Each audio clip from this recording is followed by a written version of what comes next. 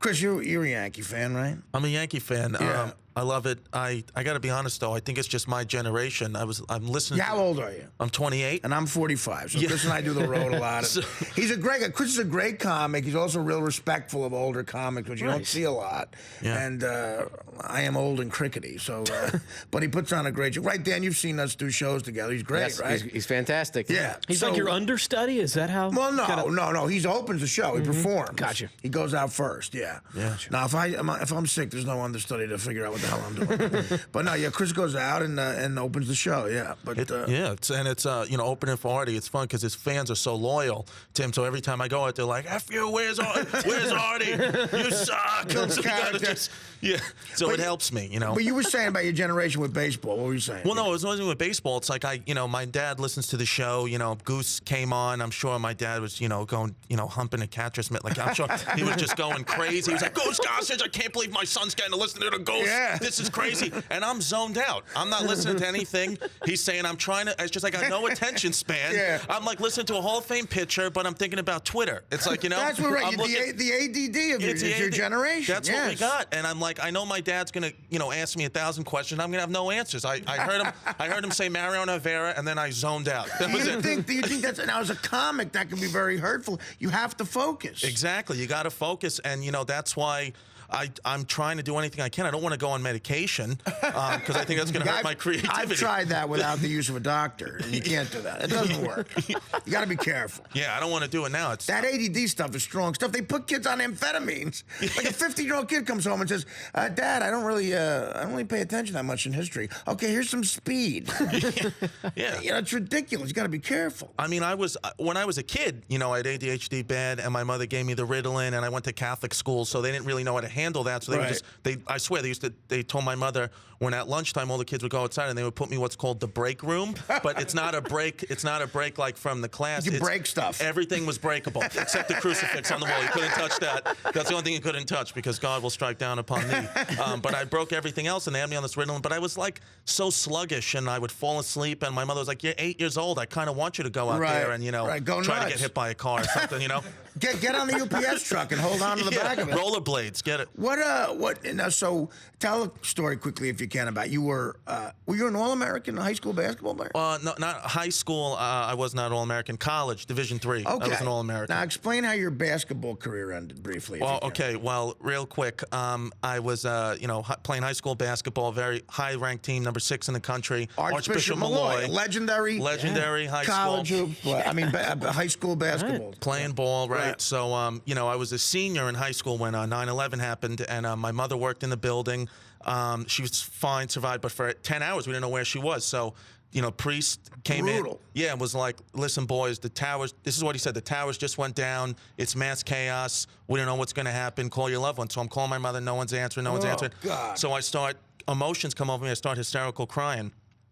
One of my other classmates, this kid Frank, starts laughing at me. So just in a fit of rage, I broke a chair over his head. Laughing at you for crying. Yeah, you might have lost your mom. Right. So nobody understood it. No, boys will be boys. Yeah, it was, But so I broke the chair over his head, and then but you can't do that in Catholic school. And so they were like, the principal was like, "You're expelled. That's it, DiStefano. You're done. You're never coming back. You're expelled." So that was Tuesday. Wednesday, which means your basketball career is over. Which means basketball career is over. So Wednesday, school's canceled. All the New York City schools are canceled. Thursday comes. I just tried to walk back into school like nothing happened. I was like, they're going to forget that I just... Nice Italian move, Chris. Yeah, that I just broke some guy's... Walk in like nothing happened. Everything will be fine. Some kid's skull is lying on Queens Boulevard. But I'm just going to walk back in. So... Kid had it coming. Yeah, he deserved it. So I go back and the principal's like, you're expelled. Get out of here. So I call my pops. And he lives out on Staten Island.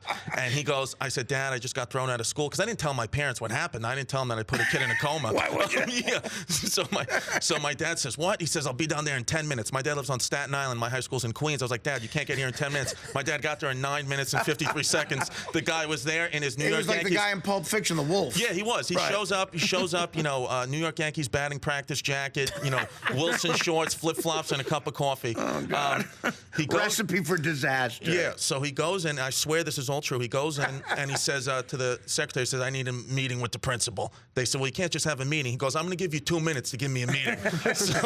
so we go into the principal's office. He goes, look, he goes, you can't throw my kid out of school. Something, it was a tragedy. He thought his mother was dead. I understand the situation. There's got to be another way. And the principal says to my father, he says, we got to do it. There's no other way. My dad says, there's got to be another way. He goes, principal says to my dad, he goes, are you stupid? To my father. So my dad takes a big, deep breath in, and I'm like, oh my God, what's going to happen? And I swear this is true. My dad goes, all right, look, I'm going to give you 2 options right now.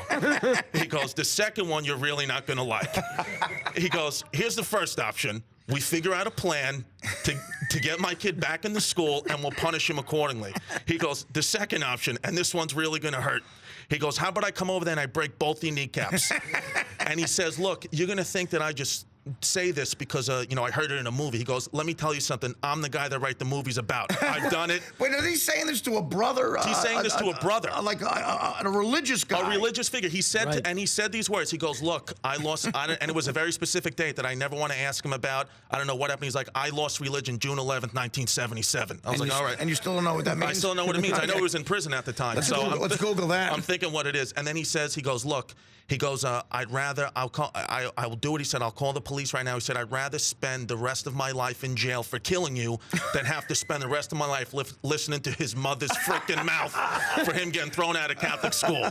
God. So basically what happened is the brother turned white as a ghost and said, all right, so what do you expect? What should we do? My dad said, let's throw him off the basketball team. And I was like, you know what, Dad? Why don't you just break his kneecaps, go back to option 2. But your old man was smart. He knew what meant a lot to you and a way to keep you in school. Absolutely. Right. So I got back in, and then because of that, I was playing at a high level in high school. 2 guys in my high school went to the NBA.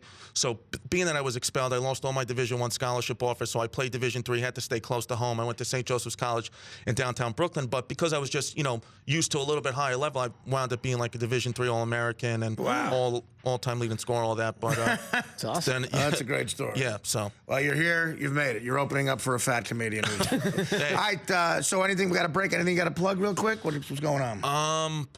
Headline in Caroline's March 7th. Nice. And what else? Me and Let's you open together. up for Artie Lange February 23rd. At the Westbury Music Fair in Long Westbury Island. Music Me and Fair. you.